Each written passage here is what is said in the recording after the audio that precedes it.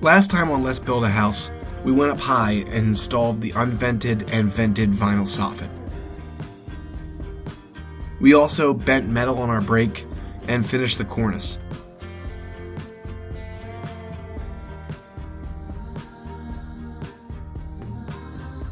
Lastly, we started prepping for subcontractors. It took steps to enclose the house so we could turn on the heat for drywall.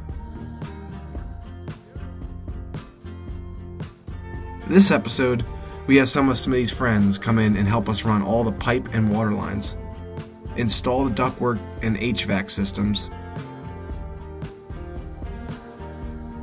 frame around the ductwork for drywall,